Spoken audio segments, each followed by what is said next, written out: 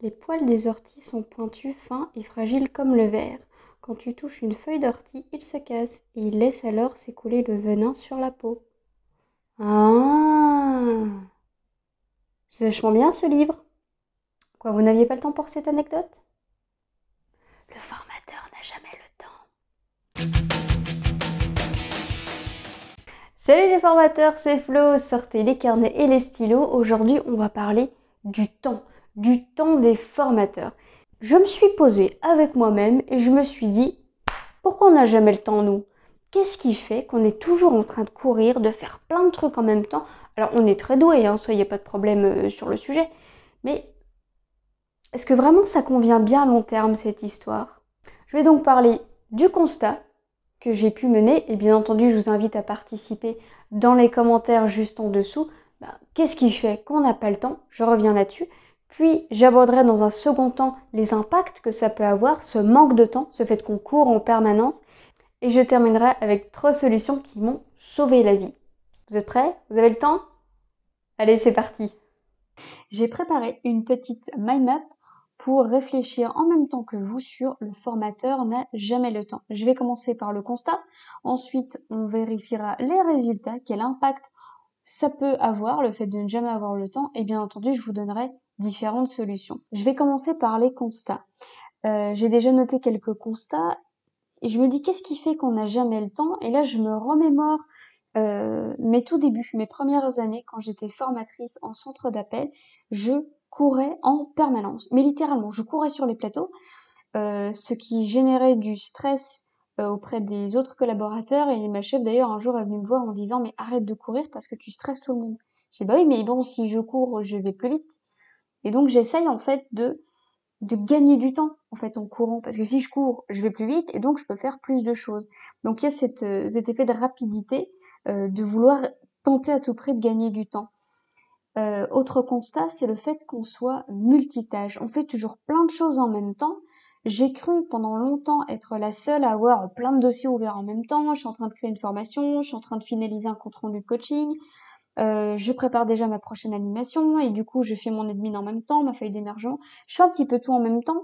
Pendant que la feuille s'imprime, du coup je peux faire autre chose et ouvrir un autre dossier tant que j'y pense. Pendant longtemps j'ai cru que j'étais toute seule, et puis il y a très peu de temps, ça fait 1 an ou peut-être 2, allez je vais dire 1 an et demi, je vais couper la poire en 2. J'ai vu une collègue que j'ai aidé à préparer pour son j'ai revu une collègue, une amie évidemment, qui est devenue amie avec le temps. Je l'ai aidée à préparer son dossier en fait pour passer devant le jury pour devenir formatrice pro. Et elle me dit bah attends, tu vas me montrer, regarde, j'ai créé un PowerPoint. Ah oui, attends, tant que j'y pense, je vais supprimer ça parce que j'en ai plus besoin.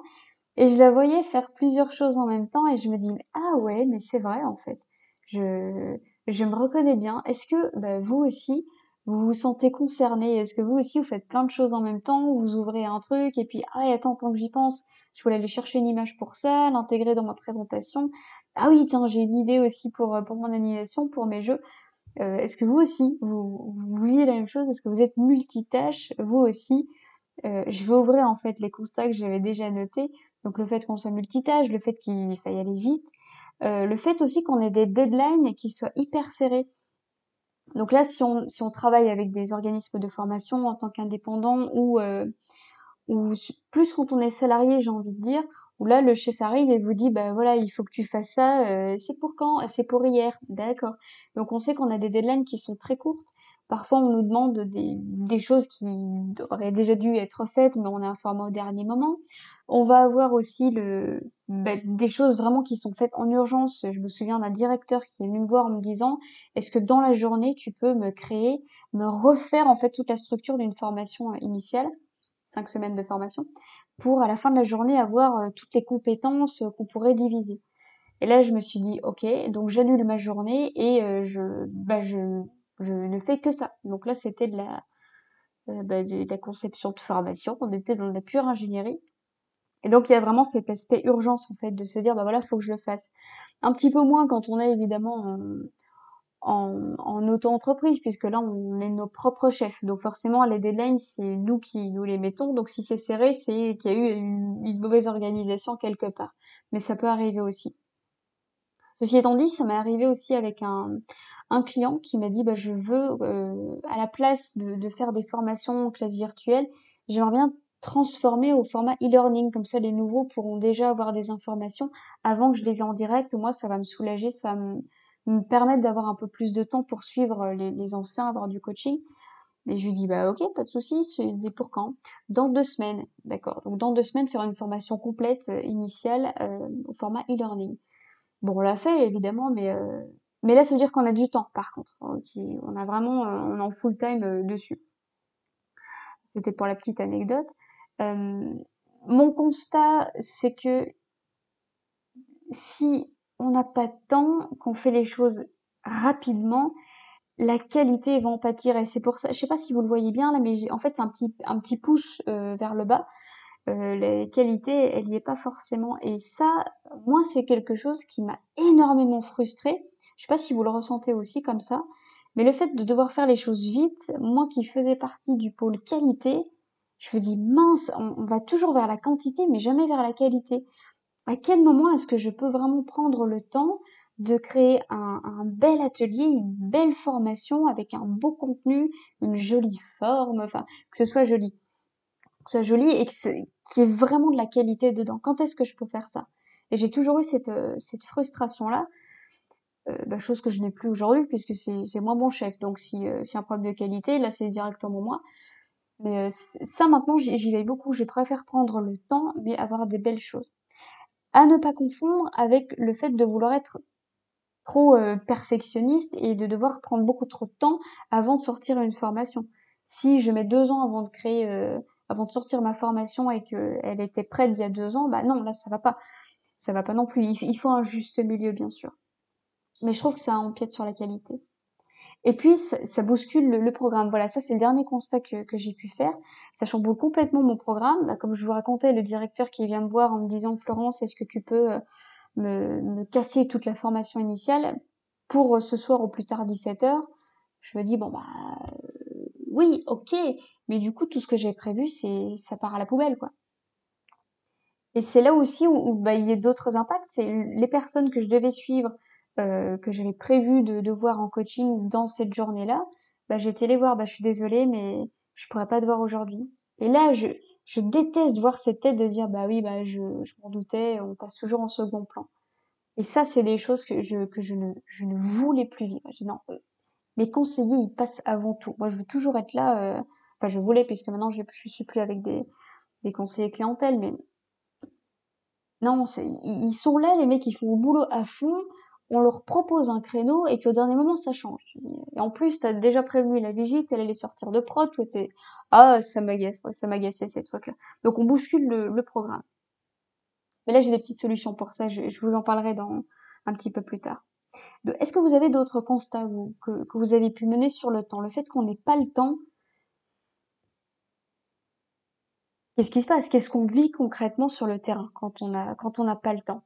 Donc là, si je résume, bah, c'est qu'on fait tout en même temps, on va trop vite et on a des deadlines qui sont très serrés, ça empiète sur la qualité et puis ça bouscule notre programme. Marquez-moi un petit commentaire. Parce que là, je suis curieuse de savoir est-ce que vous avez constaté d'autres choses que je n'ai pas notées? Et je vais poursuivre avec les résultats. Les résultats, donc en fait, c'est plutôt les impacts. Qu'est-ce que ça engendre en fait, le fait qu'on n'ait pas le temps? Bah, c'est de la frustration. Donc ça, comme j'ai pu le dire, moi j'étais vraiment frustrée pour mes conseillers et puis du coup eux aussi. Ça génère du stress. Euh, je me souviens d'ailleurs d'un site, on était 5 formateurs, 2 en dépression, les 2 autres en burn-out. Voilà, il y en avait un qui tenait à peu près la route.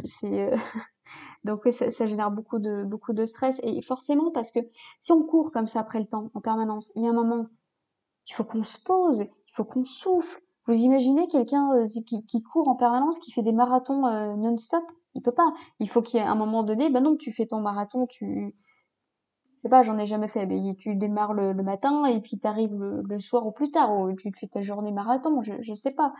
Ou ceux qui vont au Mont Blanc, là, ça dure plusieurs jours, bon, pourquoi pas. Mais c'est juste un moment. on peut pas courir comme ça après le temps, on peut pas manquer de temps en permanence. C'est comme manquer d'air. Il y a un moment donné, oui, on peut faire un petit peu d'apnée, mais pour le bien-être et surtout pour notre corps, pour que ça fonctionne bien, il faut qu'on puisse respirer normalement. On ne peut pas courir tout le temps, sinon on fera en permanence. Ben non, il faut pouvoir marcher, il faut pouvoir se coucher, être assis à certains moments. Non, non, ça peut pas fonctionner comme ça. Puis du coup, j'ai marqué, ça va de soi, mais c'est de l'anxiété aussi. Le fait de dire, mince, j'ai tellement de choses à faire, ça je l'ai pas fini, il faut que je termine demain, et puis du coup ça nous travaille, et puis on dort mal forcément, c'est ce que j'avais noté là, avec mon petit pouce vers le bas, bah, on dort pas bien parce qu'on réfléchit à tout ce qu'on doit faire, mais on manque de temps, donc et puis on est frustré, puis ça nous stresse parce qu'on voudrait aller encore plus vite, et puis on reste un petit peu plus tard, sans pied sur la vie privée, enfin bon, vous avez compris quoi. Les impacts aussi, c'est, je trouve, l'écoute, le manque d'écoute qu'on peut avoir. Moi, par exemple, je vous le disais, je me sentais frustrée, mais je me sentais pas écoutée. Comme si tout ce que je pouvais raconter, ça n'existait pas. Comme si j'étais en fait la formatrice pénible de la boîte et que peu importe ce que j'avais à dire, de toute façon, je n'étais ni entendue, ni écoutée, ni comprise. Voilà comment je pouvais me sentir. J'ai l'impression de retrouver ce même manque d'écoute quand je vois des formateurs qui échangent qui se posent des questions. Et c'est aussi pour ça que je fais cette vidéo, parce que je vois tellement de formateurs qui se remettent en question alors qu'il n'y a pas lieu d'être en fait. C'est pas parce que on n'est pas écouté qu'on a forcément un problème de communication. C'est peut-être aussi que ça vient de l'autre côté. C'est bien aussi de se remettre en question sur sa communication, ça c'est très bien, mais je trouve qu'il faut prendre en compte tous les paramètres. Voilà, c'est ça que j'ai envie de dire aujourd'hui. C'est que moi je me sentais pas écoutée, alors que sur d'autres sites, j'étais écoutée. Donc vous voyez, est-ce que j'ai changé ma méthode de communication? C'est ça aussi que je me suis posé comme question. Oui, parce que sur le dernier site où j'avais beaucoup de frustration et d'anxiété, je me disais, mais c'est étonnant quand même, quand je parle, c'est comme si le poids de mes paroles était très léger. C'est comme si je parlais pour rien. Et donc, je mettais un peu plus d'agressivité pour essayer mais écoutez-moi, comprenez-moi, regardez-moi. Voilà, j'ai vraiment cette sensation-là. Et en revanche, sur d'autres sites, on m'écoutait. Quand je donnais une idée, c'est ah oui, c'est bien, on pourrait l'explorer, et je pouvais tester. Je pouvais tester les choses. Et même s'il y avait des erreurs qui étaient faites, c'est pas grave, ça, au moins je pouvais mener des projets à bien. Voilà. Donc voilà, je trouve que le fait de manquer de temps comme ça, de vouloir faire les choses trop vite, de faire trop de choses en même temps, j'ai l'impression que on manque d'écoute et on manque de reconnaissance. Voilà, ça c'est le dernier terme que j'ai pu noter ici. On manque de reconnaissance parce qu'on a l'impression de faire tellement de choses pour rien et qu'en plus ça ne se voit pas. Ça, c'est un truc qui me tue. On abat un travail de taré, on vient plus tôt, on part plus tard, ça empiète sur la vie familiale qui après il faut gérer. Et tout ça pour rien. C'est exceptionnel. Voilà, donc là aussi je me dis, mince, le fait de pas avoir le temps ou de ne pas prendre le temps nécessaire, il y a quand même voilà, des gros impacts comme ça. Donc forcément, si le sommeil est impacté, il y a l'alimentation qui va bien avec, ça empiète sur les humeurs, sur l'état d'esprit qui va pas être au beau fixe. Forcément, on sera pas de bonne humeur au taquet parce qu'on sera toujours en train de courir. Donc on aura l'impression de passer à côté de sa vie en fait. Et c'est dommage. C'est dommage. Bon, maintenant, on va partir sur quelque chose d'un peu plus positif, parce que là, on a posé le constat, vous voyez tous les impacts qu'il peut y avoir. Maintenant, on va parler de solutions, parce qu'évidemment, j'ai mis des choses en place. J'ai quitté mon travail. Alors, sans parler d'aller aussi loin dans les choses, il y a d'autres solutions à mettre en place, et je vous les affiche. La première des choses, c'est peut-être tout bête, c'est tout simple, mais on arrête de courir. En fait, on arrête de se dire qu'on n'a pas le temps. Je veux faire les choses, allez, ça je peux le faire en 10 minutes. Non, ça prendra 20 minutes et c'est comme ça. C'est le temps réel que ça prend. J'arrête de courir, maintenant je marche. Florence, tu n'as pas fini? Non, non, j'ai pas fini. Ben non, parce que je fais de la qualité. Non. Ce travail doit me prendre 20 minutes. Eh bien, ça prendra 20 minutes. Mais si je suis interrompue toutes les 10 secondes, forcément, ça double. Donc, non, j'arrête de courir. Je refuse de courir après le temps. Et quand on a compris ça, je peux vous garantir que ça change tout. Mais un petit point d'attention quand même, il faut prévenir les personnes avec lesquelles on travaille, parce que si vous avez l'habitude de courir dans tous les sens, d'abattre beaucoup de travail et d'un coup vous ralentissez, les gens ils vont se demander ce qui se passe. Donc là aussi, il faut pas hésiter à parler à ses chefs, ses clients et de leur dire, écoutez, maintenant je vais prendre le temps de faire les choses parce que je veux les faire correctement, parce que vous méritez que ce travail soit de qualité. Donc laissez-moi prendre le temps. Ce travail-là, je peux pas vous le donner pour aujourd'hui, c'est pas possible. Ou alors il sera fait n'importe comment et je pense que c'est pas ce que vous voulez.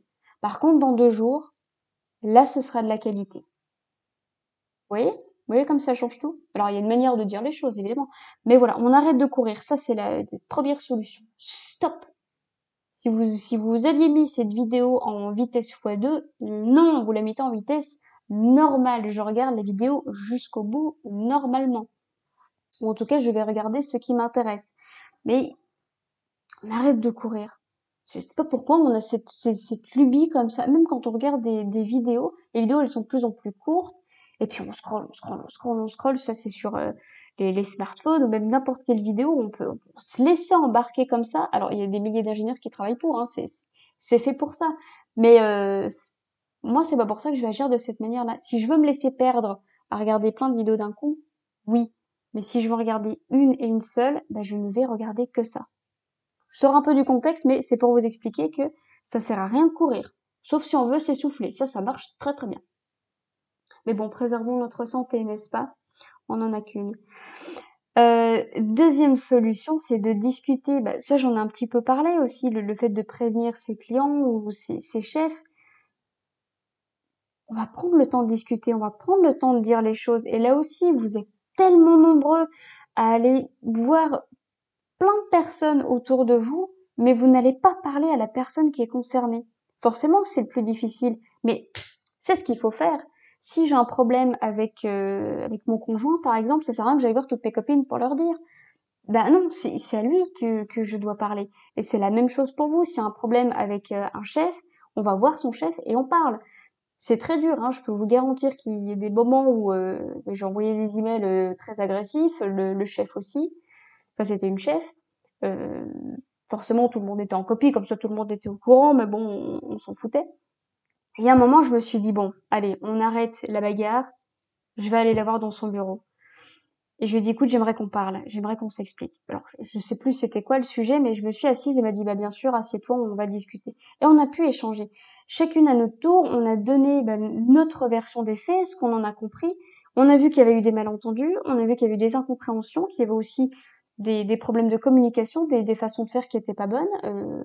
Comme moi, j'avais pu être agressive, et puis j'avais pas aimé sa réponse, et bon, non, on a pu se dire les choses très calmement. C'est là où j'ai mis juste à côté, vous voyez, attention aux émotions.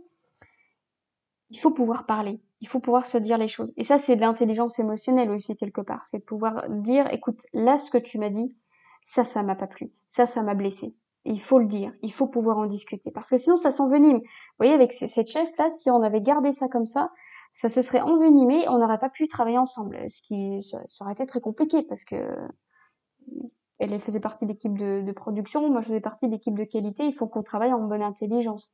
Donc voilà, il faut pouvoir échanger, il faut pouvoir se dire les choses et prendre le temps de discuter. J'ai 10 minutes à te consacrer, pas plus. Non, ce que j'ai à te dire, ça va prendre au moins une demi-heure. Il me faut au moins une demi-heure. Je veux pas qu'on soit pressé. On se parlera à un autre moment dans la journée, mais il faut qu'on se parle. Donc on parle à la personne qui est concernée et on prend le temps de discuter. Pas sous le coup de l'émotion, ça évidemment je l'ai fait aussi, hein, comme je vous le dis, d'envoyer un email agressif.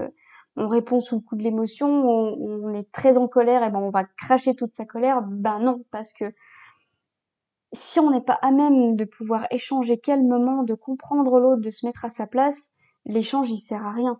Si, je reprends mon exemple, si cette chef-là, j'avais été la voir sur le coup de la colère, ben, on n'aurait pas du tout eu le même échange, ça aurait pas été constructif, au contraire, ça aurait été super destructeur parce que ben, toutes les choses qu'elle va me dire, je vais les ressentir en mode colère.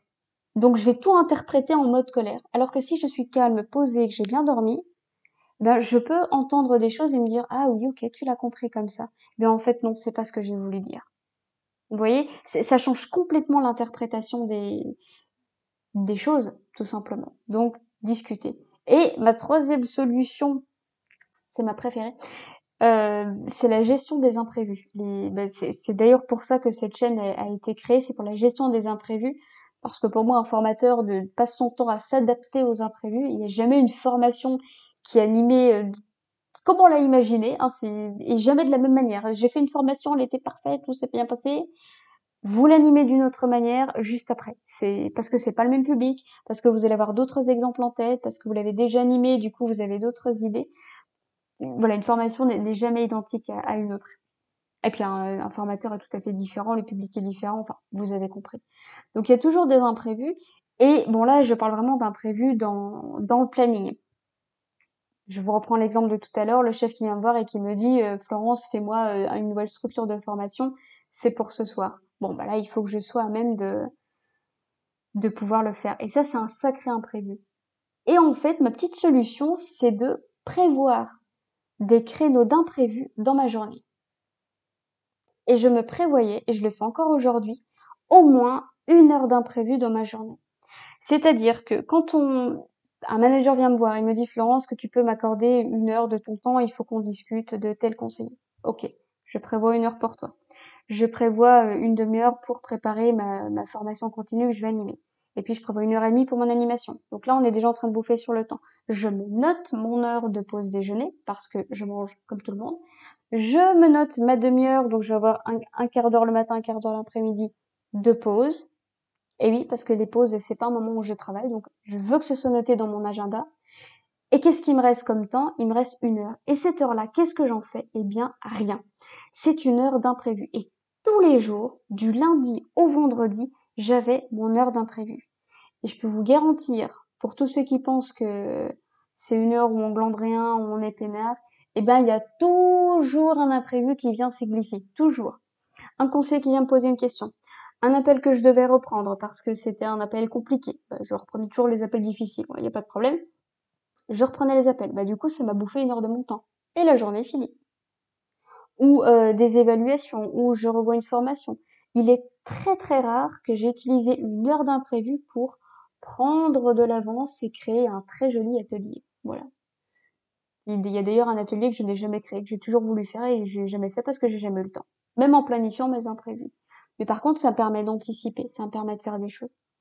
Donc, ça, c'est vraiment une des solutions que je peux vous donner, c'est de prévoir 1 heure d'imprévu par jour. Mais vraiment. Et aujourd'hui, en tant qu'indépendante, je me prévois 3 heures d'imprévu par jour. Parce que je travaille à la maison. Mon conjoint aussi. Donc, on est deux entrepreneurs à la maison. Et il y a une petite fille de 3 ans au milieu. Donc c'est surtout pour cette dernière partie que je me prévois 3 heures, parce que je veux aussi m'en occuper correctement. Et s'il y a un moment où elle veut jouer, on joue. S'il y a un moment où je dois faire à manger, je dois faire mon travail de maman, tout simplement, je me prévois 3 heures d'imprévu. Donc ça veut dire que sur mon agenda, il peut paraître très vide, mais quand on est debout de 5 heures du matin jusqu'à 22-23 heures, ça fait des sacrées grosses journées. Alors c'est sûr qu'il y a des moments, il y a des choses que je voudrais faire le matin, je peux pas, je les fais l'après-midi. Et parce que je jongle avec ces heures d'imprévu là. Bon, ça c'est mon organisation évidemment. Je cherche à l'améliorer au fur et à mesure du temps. Voilà le constat, les résultats et les solutions que je peux vous apporter aujourd'hui. S'il y a des solutions que vous avez et que vous souhaitez partager, eh bien commentez, faites-nous part de vos bonnes astuces. Évidemment, je pense que tout formateur sera très content de vous lire. Merci d'avoir suivi cette vidéo. Si la vidéo vous a plu et qu'elle vous a été utile, eh bien, likez. N'hésitez surtout pas à commenter ce que vous en pensez. Est-ce que vous aussi, en tant que formateur, vous courez en permanence? Est-ce que vous cherchez après votre temps? Bref, est-ce que vous vous êtes retrouvé dans cette vidéo? N'hésitez surtout pas à me laisser un petit commentaire. Et cette semaine, je vais remercier Sentinelle Bleu, YR Gestion, Meriem, Edith, Laetitia, Mémoral, Cathy. D'ailleurs, j'ai bien vu ton commentaire sur la démo de Canva, je la prépare.